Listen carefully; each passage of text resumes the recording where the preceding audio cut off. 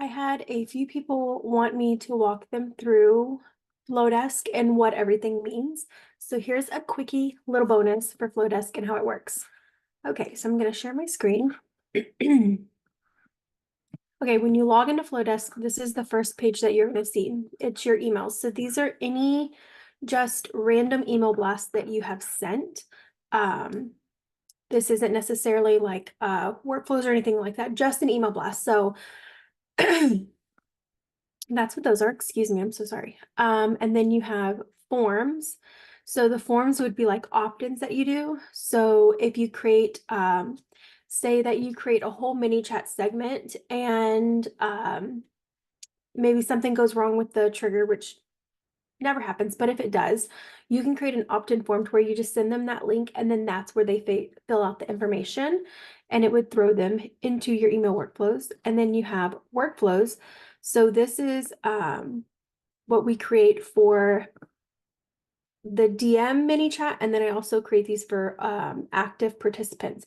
So for the mini chat, when someone gets thrown into that segment, so when they fill out, when they start the trigger for workflows or for the automation in mini chat, they put in their email and Zapier throws it into the correct segment, and that segment is attached to this, which basically just gives them the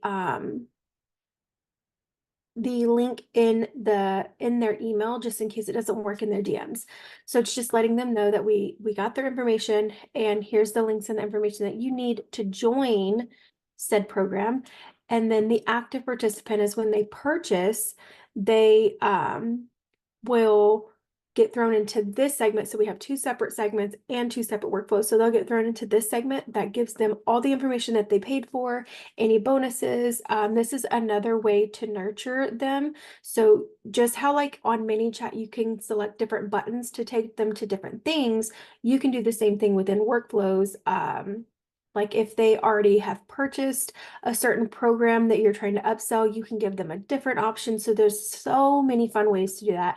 And you just have all of these things. You can send out email reminders. So for like the masterclass, like you got for me, I did a certain time delay and I sent out 1 hour email reminders and 24-hour email reminders. And you can just add extra emails to go through. There could be, after 30 days, you want to follow up with them to see how they like the program, to collect testimonials. The conditions is basically like if they've been added to this, then take them this way. And so there's so many fun ways that you can nurture your clients through the workflows. And then the audience, this is where you will see your entire list of subscribers. And you can also see what little segments that they're in. And when you click on segments, this is where you will have everything.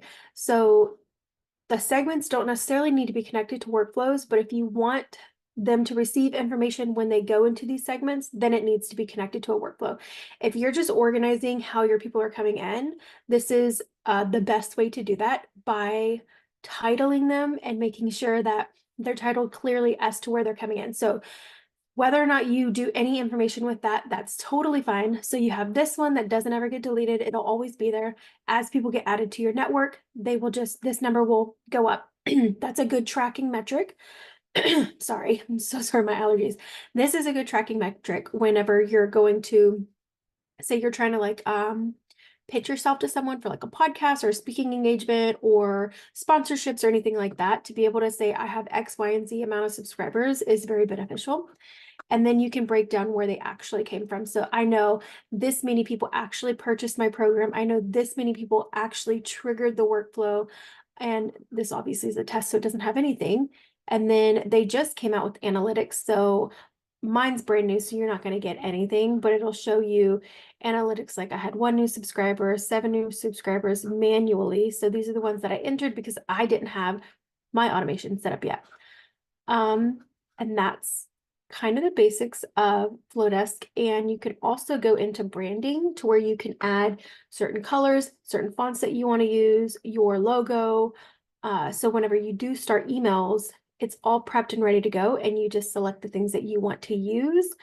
You can add your Instagram and you can make it to where I think they show like the last 3 or 4 posts on your Instagram. So that's in there too.